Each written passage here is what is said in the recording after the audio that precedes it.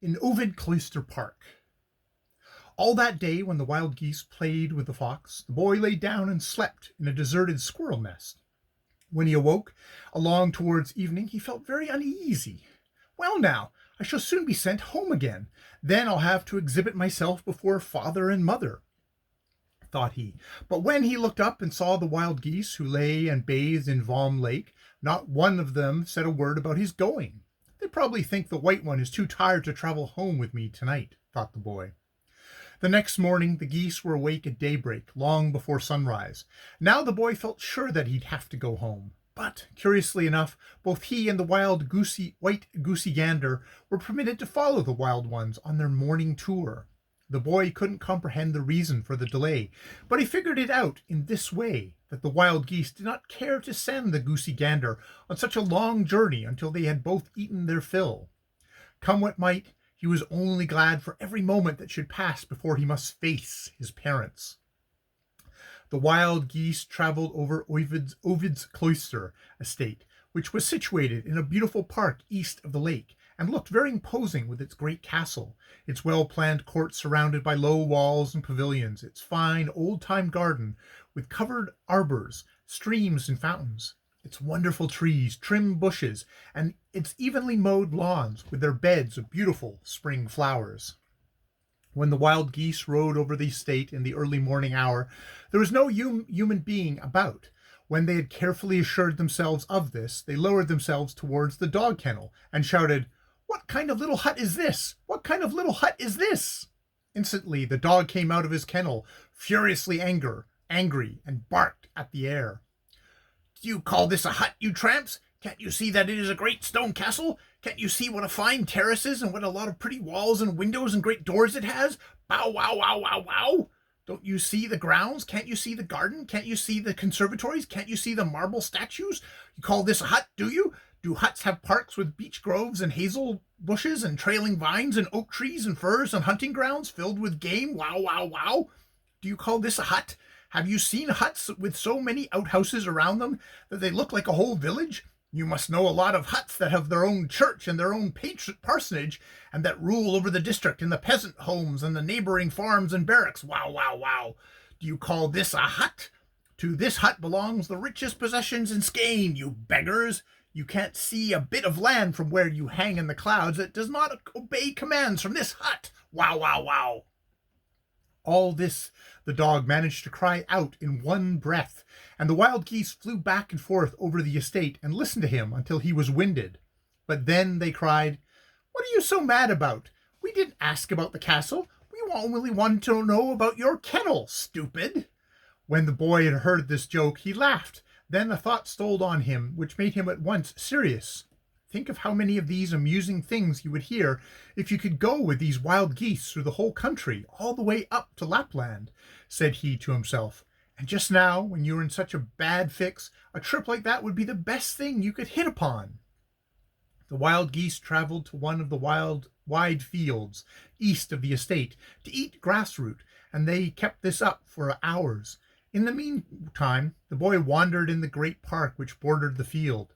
He hunted up a beechnut grove and began to look up at the bushes to see if a nut from last fall still hung there. But again and again the thought of the trip came over him as he walked in the park. He pictured to himself what a fine time he would have if he went with the wild geese. To freeze and starve, that he believed he should have to do often enough, but as a recompense he would escape both work and study. As he walked there, the old gray leader goose came up to him and asked if he had found anything eatable. No, that he hadn't, he replied, and then she tried to help him. She couldn't find any nuts either, but she discovered a couple of dried blossoms that hung on a briar bush. These the boy ate with a good relish. But he wondered what his mother would say if he knew that he had lived on raw fish and old winter-dried blossoms. When the wild geese had finally eaten themselves full, they bore off towards the lake again, where they amused themselves with games until almost dinner time. The wild geese challenged the white goosey gander to take part in all kinds of sports.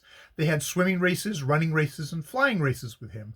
The big tame one did his level best to hold his own, but the clever wild geese beat him every time. All the while the boy sat on the goosey gander's back and encouraged him, and had as much fun as the rest.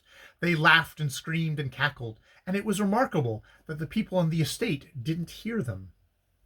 When the wild geese were tired of play, they flew out on the ice and rested for a couple of hours. The afternoon they spent in pretty much the same way as the forenoon. First a couple of hours of feeding, then bathing and play in the water near the ice edge until sunset, when they immediately arranged themselves for sleep. This is just the life that suits me, thought the boy, when he crept in under the gander's wing. But tomorrow, I suppose, I'll be sent home. Before he fell asleep, he lay and thought that if he might go along with the wild geese, he would escape all scoldings because he was lazy. Then he would cut loose every day, and his only worry would be to get something to eat. But he needed so little nowadays, there would always be a way to get that.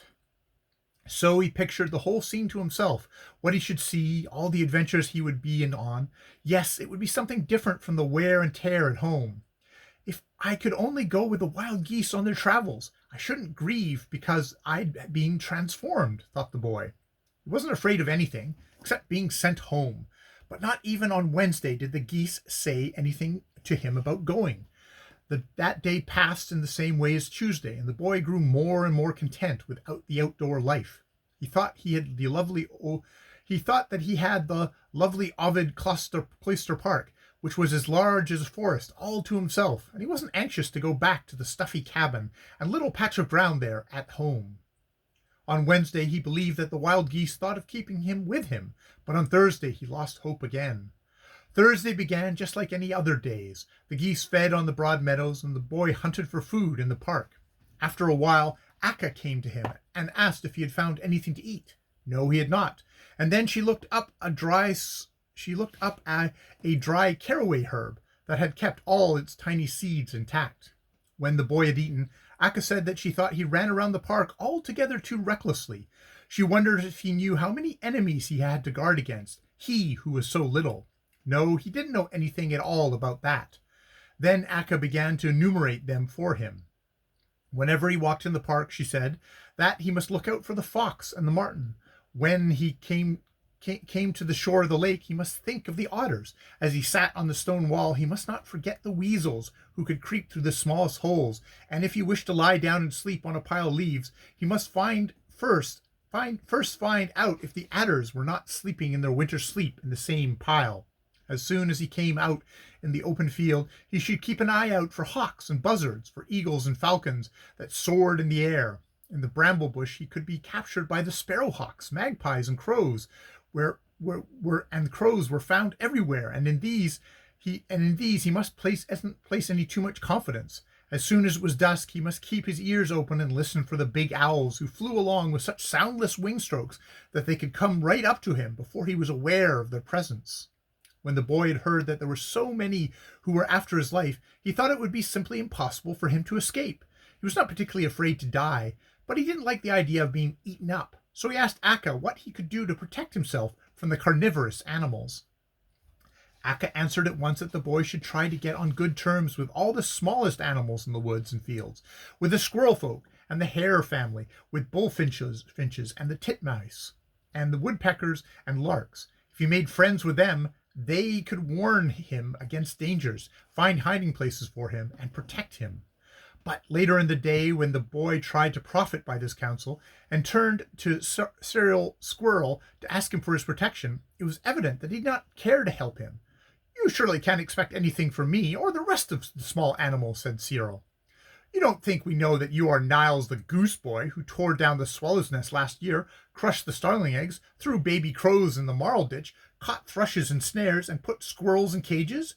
Just help yourself as well as you can, and you may be thankful that we do not form a league against you and drive you back to your own kind."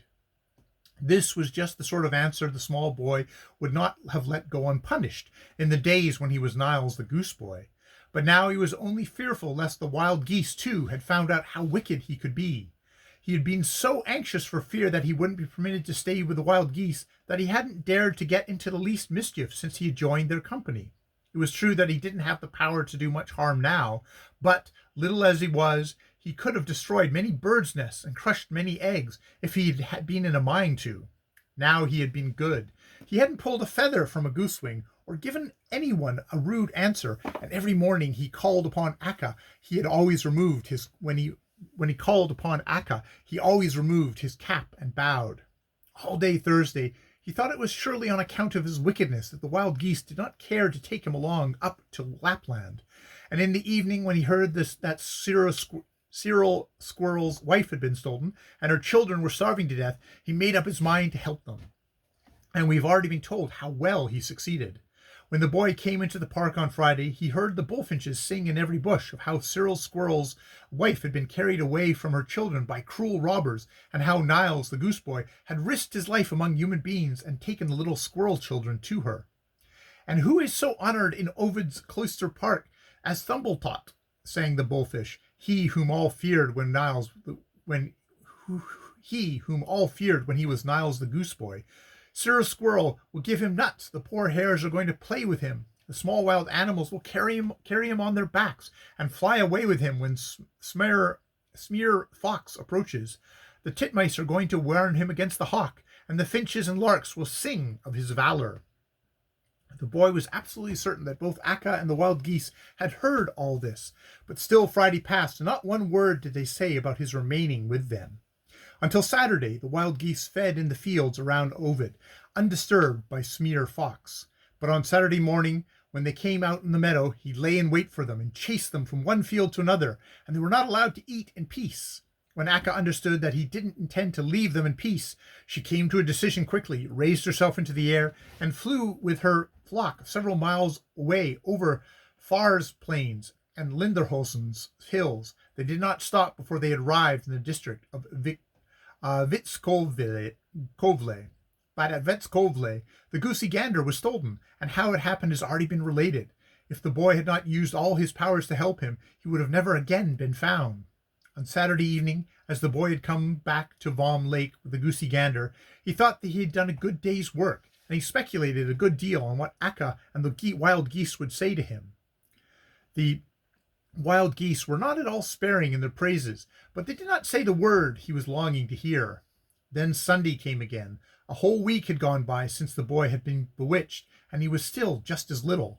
But he didn't appear to be giving himself any extra worry on account of this thing. On Sunday afternoon he sat huddled together in a big, fluffy oyster bush down by the lake and blew on a reed pipe. All around him there sat as many finches and bullfinches and starlings as the bush could well hold, who sang songs which he tried to teach himself to play. But the boy was not at home in this art. He blew so false that the feathers raised themselves on the little music masters as they shrieked and fluttered in their despair. The boy laughed so heartily at their excitement that he dropped the pipe.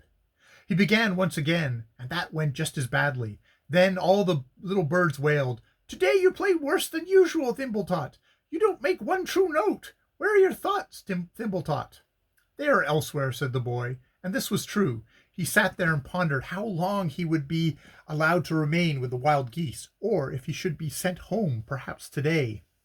Finally the boy threw down his pipe and jumped from the bush. He had seen Akka and all the wild geese coming towards him in a long row. They walked so uncommonly slow and dignified-like that the boy immediately understood that now he should learn what they intended to do with him.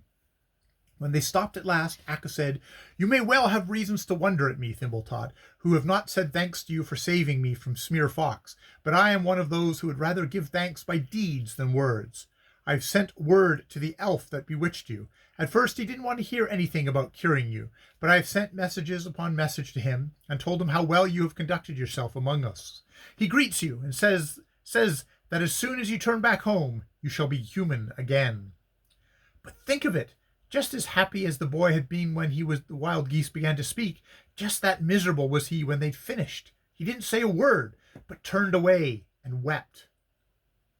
"What in all the world is this?" said Akka. "It looks as though you expect more from me than I have to offer you." But the boy was thinking of the carefree days and the banter, and of adventure and freedom and travel high above the earth that he should miss, and he actually bawled with grief. "I don't want to be human," said he. "I want to go with you to Lapland." "I'll tell you something," said Akka. "That elf is very touchy, and I'm afraid that if you do not accept his offer now, it will be difficult for you to coax him another time." It was a strange thing about the boy. As long as he had lived, he had never cared for anyone. He had not cared for his father or mother, not for the school teacher, not for his schoolmates, nor for the boys in the neighborhood. All that they had wished to have him do, whether it had been work or play, he had only thought tiresome. Therefore, there was no one whom he missed or longed for. The only ones he had come anywhere near agreement with were Ossa, the goose girl, and little Mats, a couple of children who had tended geese in the fields like himself. But he didn't care particularly for them either. No, far from it. "I don't want to be human," bawled the boy. "I want to go with you to Lapland. That's why I've been good for a whole week." "I don't want to forbid you to come along with us as far as you like," said Akka, "but think first if you wouldn't rather go home again. A day may come when you will regret this." "No," said the boy, "there's nothing to regret. I have never been as well off as I am as here with you." "Well then, let it be as you wish," said Akka. "Thanks," said the boy, and he felt so happy that he had to cry for very joy, just as he had cried before from sorrow.